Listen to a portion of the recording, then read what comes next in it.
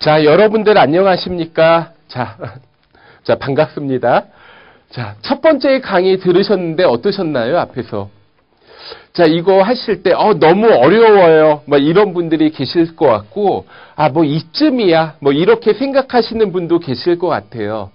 그런데 좀 어렵다고 생각하시면은 계속 어렵습니다. 좀 긍정적인 마음을 가지시고, 여러분들이, 나는 할 수 있어. 이런 생각을 가지셔야 돼요. 그러니까 회계가 완전히 처음이신 분들은 좀 다른 이제 기본 강의라든가 이제 책을 학습을 하시고 요걸 이제 들으시는 게 맞고, 한번 들었는데 좀 연습이 필요하다. 그런 분들은 또 마찬가지로 이제 제 수업을 좀 활용을 하시는 방법이 있겠습니다. 자, 이번에 세 번째 이제 파트는 보통예금에 대한 내용이에요. 자, 보통예금 1번부터 한번 보도록 하는데, 중간에 보면 6번 문제가 있어요. 6번 문제가 아까 무슨 별 표시가 있죠.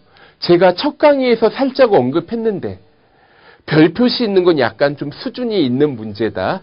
참고로 봐주시면 되는데, 그렇다고 해서 이걸 갖다가 여러분들이 5번까지만 듣고 6번은 빨리 감기 해서 딱 넘어가고 그 다음 파트 4 이럴 필요는 없을 것 같아요. 이게 좀 스킵한다고 이렇게 이동하는 것보단 그냥 듣는 게 더 좀 자연스러울 것 같은데, 들어보시고 이런 거구나. 그럼 나중에 이제 한번 들었으니까 여러분들이 전산세무 2급이나 뭐 회계관리 1급 공부하실 때 보다 수월하실 거라 생각을 합니다. 자, 1번 문제부터 보도록 할게요. 자, 1번 거래처 외상매출금 200만 원을 회수하면서 보통예금 계좌에 입금하였다. 이렇게 나오죠. 자, 그러면 외상매출금이 증가해요, 감소해요? 외상매출금은 감소하고 보통예금이 늘어나는 거죠.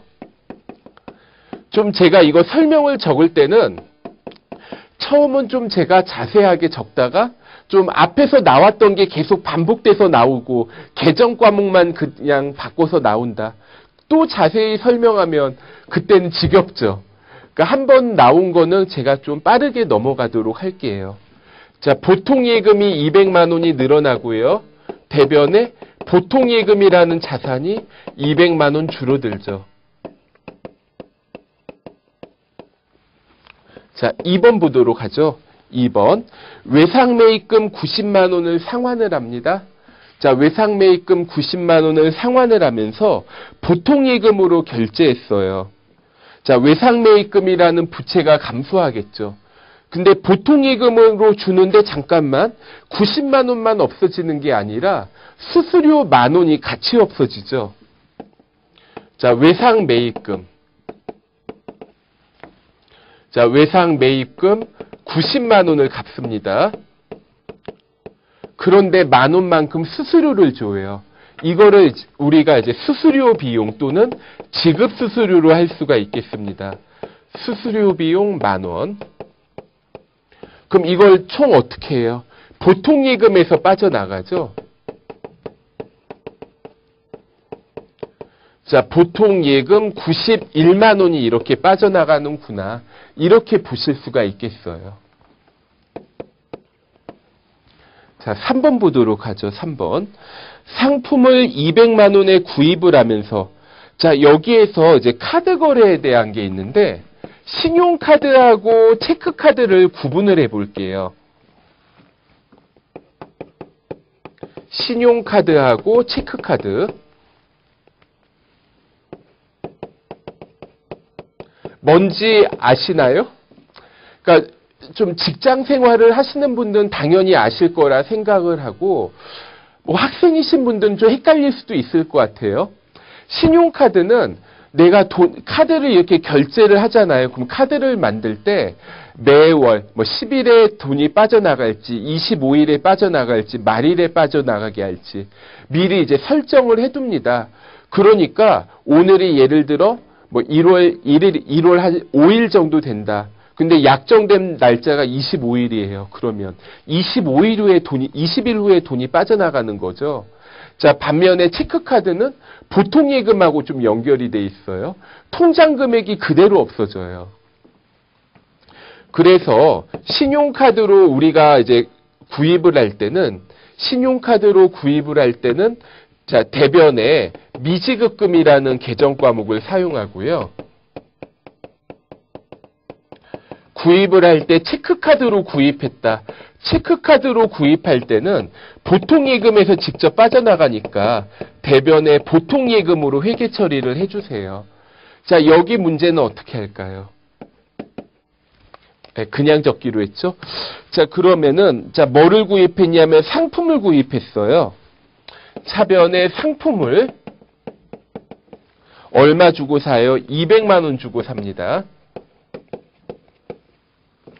자, 상품을 200만 원 주고 사고, 자, 대변에 뭘 어떻게 해요? 보통 예금이라고 하죠.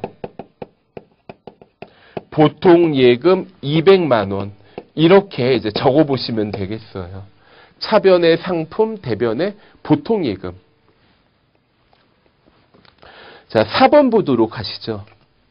보통 예금에서 이자가 10만 원 발생하였다. 자, 이자가 발생하면은 이거 은행에서 고객한테 이자 현금으로 줄 테니 받아가세요. 이러지 않겠죠? 그러니까 보통 예금 계좌를 더 늘려줍니다. 그러니까 4번에 차변에 보통 예금. 보통 예금 10만 원이겠고 대변에 이자가 발생하죠. 이자 수익 10만 원 이렇게 적어 볼게요. 자, 5번. 자, 문제 잠깐 읽어 보면은 제가 여기에서 문제에서 단서를 하나 붙여 줬어요. 거래처를 좀 같이 기록해 주세요. 이렇게 요구를 했는데, 자, 문제를 읽어보면 신한은행 보통예금 계좌에서 국민은행으로 옮겼어요. 신한은행에 있는 예금을 가지고 국민은행으로 이렇게 옮겼다고 할게요. 그러면 신한은행의 보통예금은 줄어들고 국민은행의 보통예금이 늘어나죠. 이걸 가지고 거래처를 안 쓰면 차변 대변이 다 같은 계정 과목에 같은 금액이네. 회계 처리 안 해야지. 뭐 이렇게 생각하시는 분이 계실까 봐 거래처를 적어주는 거예요. 차변의 보통예금. 국민은행의 보통예금이 늘어나죠. 국민은행의 보통예금이 100만 원이 늘어나고요.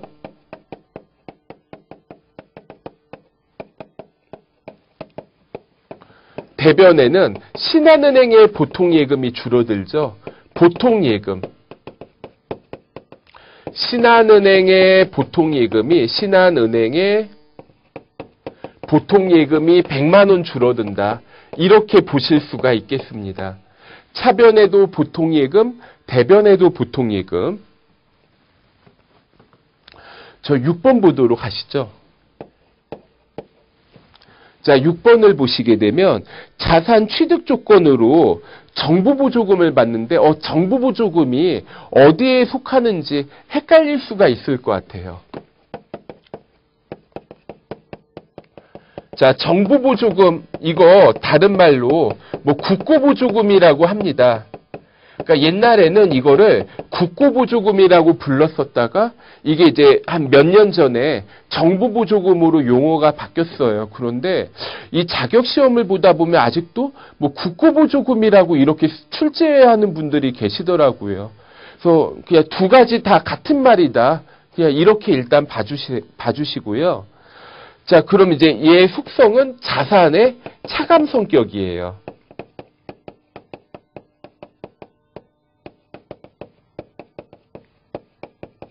자, 무슨 말이냐면, 자, 1,000만 원이 있는데, 자, 이거 1,000만 원의 보통예금을 받습니다.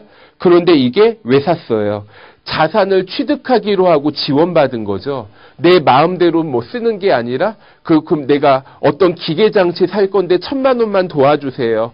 그러면 그 용도로만 거래를 해야 돼요. 그래서 여기에서는 보통예금으로 1,000만 원을 받았으니까 보통예금의 차감적 성격으로 적어볼게요. 차변의 보통예금 1,000만 원.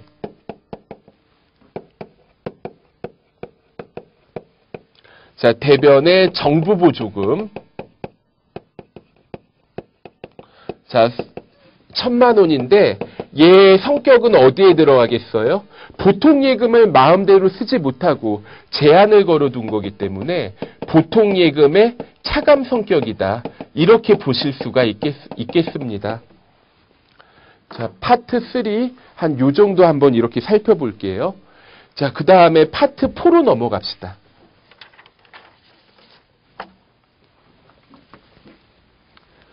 자, 단기 금융상품이네요. 파트 4는.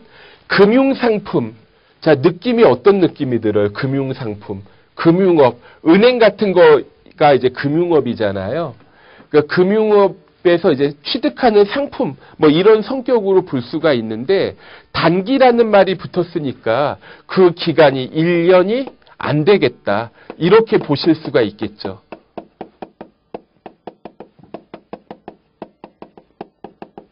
자, 단기 금융상품. 자, 먼저, 자, 첫 번째 한번 볼게요.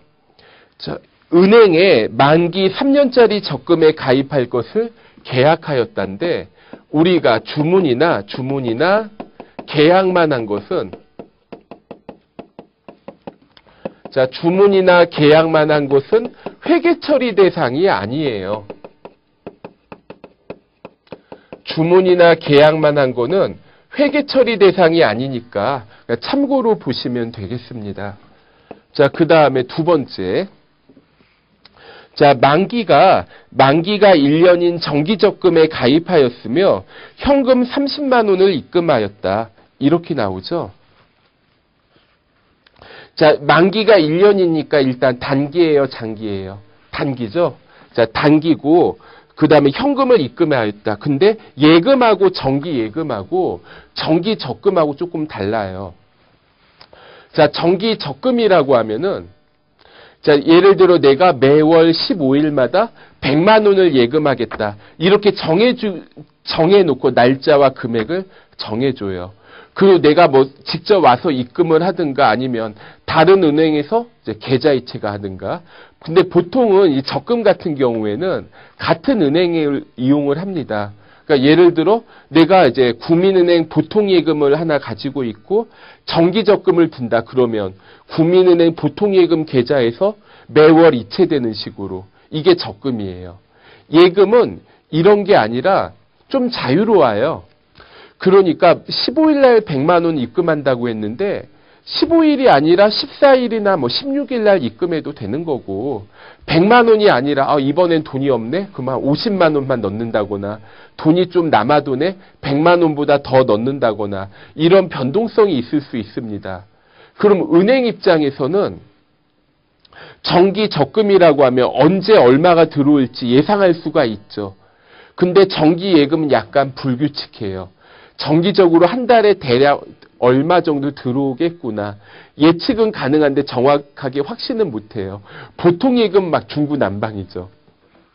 그래서 보통 은행에서 이자를 줄 때 적금을 가장 좀 이자를 뭐 많이 차이는 안 나지만 적금을 좀 많이 주고 정기 예금은 조금 떨어지게 주고 이런 이제 성격이 있습니다. 자, 적금이라고 할게요. 정기 적금 30만 원. 자, 이거 현금으로 넣었죠. 현금 30만 원.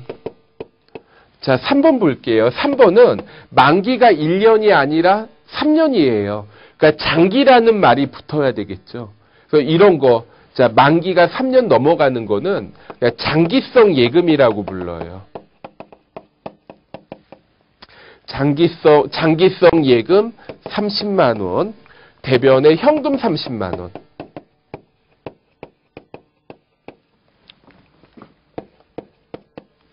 자, 4번. 자, 만기가 1년인. 자, 2번하고 4번하고 비슷하죠? 2번하고 4번하고 무슨 차이가 있어요? 2번은 적금이었고, 4번은 예금이었다. 요런 차이가 있는 거죠. 자, 4번에 정기예금. 자, 정기예금 30만 원. 자, 그 다음에 대변에 현금 30만 원. 자, 5번은 드디어 이제 결실을 맺습니다. 자, 만기가 돼서 이제 원금을 받는 거죠. 원금도 받고 이자도 받는데 잠깐만요. 만기가 1년인 정기예금. 그럼 앞에서 정기예금 납부할 때 정기예금으로 처리를 했었겠죠. 자, 정기예금으로 처리를 했는데 원금 360만 원과 이자 20만 원을 같이 받아요. 그래서 총 380만 원을 보통예금으로 받는다. 이렇게 보는 거죠. 보통예금이 380만 원이 되겠고, 자, 정기예금 360만 원. 이자 수익 20만 원. 이렇게 처리할 수가 있겠죠. 자, 되셨나요?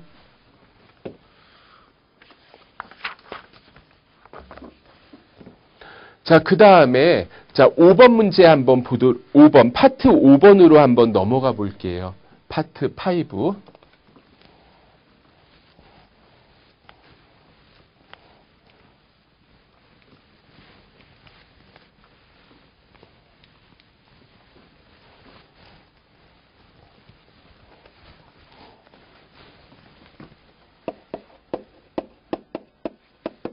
자, 단기 매매 증권에 대한 겁니다.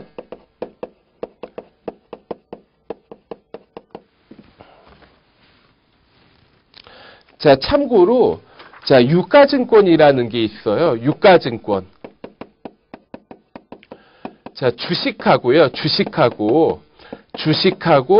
채권. 얘네들을 합쳐서 이제 유가증권이다. 이렇게 불러요. 주식이나 채권 같은 거를 유가증권이라고 이렇게 부르는데, 이게 이제 네 가지로 이렇게 나눠져요. 처음에 단기 매매 증권.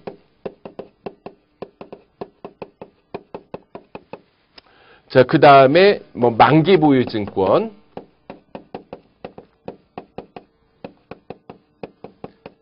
매도 가능 증권.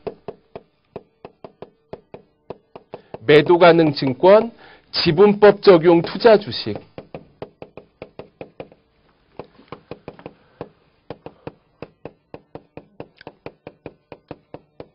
자, 이렇게 이제 네 가지로 나눠질 수가 있는데, 자, 단기 매매 증권은 얘는 당좌 자산이고요.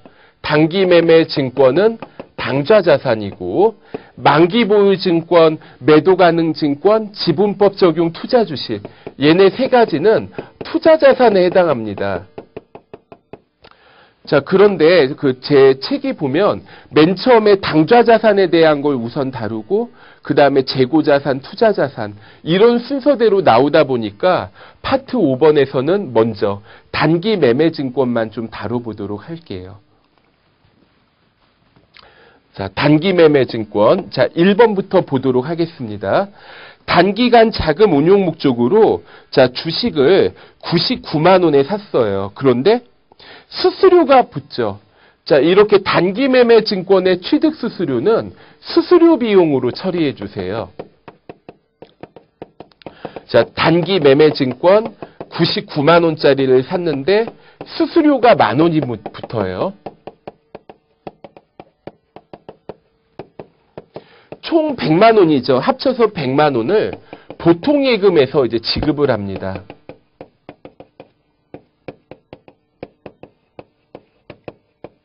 자, 보통예금 100만 원.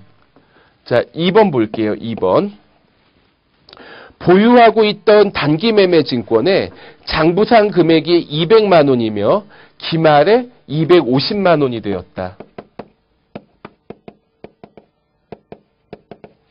자, 단기 매매 증권이 200만 원이었는데 이게 250만 원이 돼요.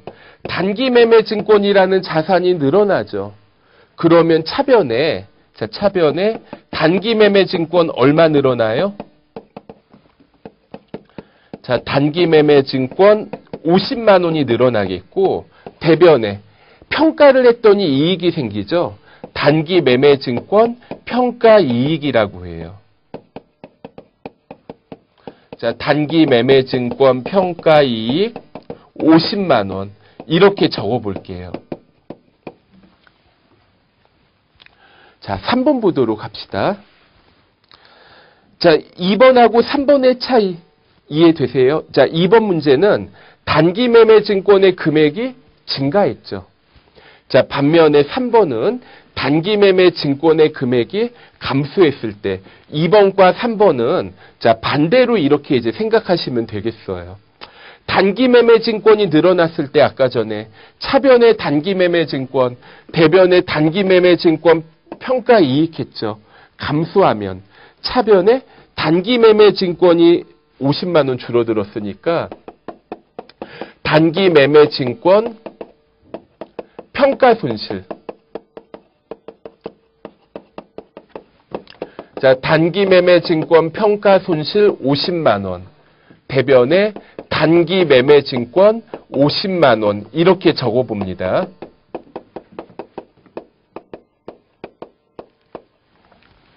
자, 4번 보도록 할게요. 4번. 자, 4번하고 5번이 또 세트죠. 자, 4번은 처분 이익이 나오는 경우고, 그 다음에 5번 손실이 나오는 경우인데, 자, 여기에서 이제 수수료가 나와요. 수수료는, 자, 처분 수수료는 처분 이익을 감소시키거나 또는 처분 손실을 증가시키는 그런 성격으로 보실 수가 있겠어요. 자, 무슨 말이니? 자, 한번 볼게요. 200만 원짜리 단기 매매 증권을 240만 원. 자, 4번, 5번은 그냥 보시면 되겠고 6번부터 한번 보죠. 4번, 5번은 쉬우니까. 자, 4번. 현금 얼마 받고 팔아요? 자, 이거 잠깐 한번 처분에 대한 건데, 자, 먼저 없어지는 거를 먼저 써볼게요, 저는. 자, 먼저 단기 매매 증권이 200만 원 없어지죠. 자, 1단계 없어지는 자산 써줘요. 2단계 받는 대가 써줘요. 현금 240만 원. 마지막으로 이익인지 손실인지 적어요. 단기 매매 증권. 자, 단기 매매 증권 처분 이익 40만 원이 되겠어요. 자, 5번 볼까요? 자, 5번은, 자, 이거는 5번은 문제가 어떤 거예요? 단기 매매 증권 200만 원인데 이걸 180만 원 현금 받았죠. 5번. 자, 같은 요령으로 대변에 자, 단기 매매 증권. 자, 단기 매매 증권 200만 원 없어져요. 자, 받는 대가 현금 180만 원 받죠. 차변에 현금 180만 원 받아요.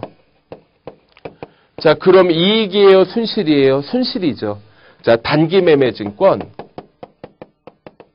자, 단기 매매 증권 처분 손실이 됩니다.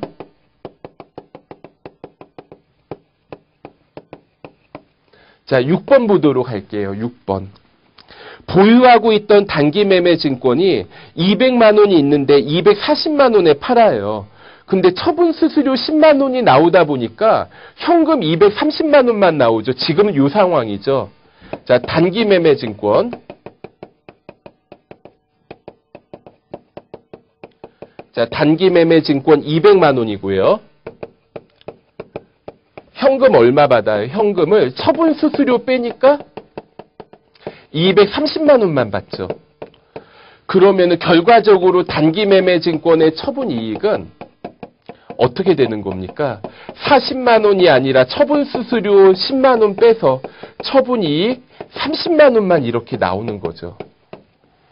자, 7번 볼게요. 7번. 자, 단기 매매 증권의, 자, 7번하고 8번은 보유와 관련된 건데, 채권을 가지고 있으면 이자를 받고, 주식을 가지고 있으면 배당금을 받습니다. 7번을 보시게 되면, 채권을 가지고 있다 보니까 이자 10만 원을 받아서 보통예금에 입금됐어요. 보통예금 10만 원. 대변에 채권에 대한 이자 수익 10만 원. 자, 이거는 뭐 단기 매매 증권이 늘어난다기보다는 이자를 받았다니까 보통예금으로 이체해서 받은 거고, 그 다음에 8번 문제는 배당금을 받죠.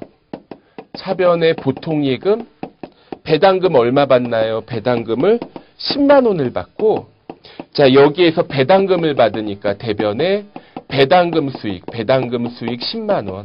자, 이렇게 이제 비교해서 주식의 보유이익, 채권의 보유이익을 볼 수가 있겠습니다. 그럼 다음에는 파트 6번부터 또 강의를 드려볼게요. 자, 수고하셨습니다.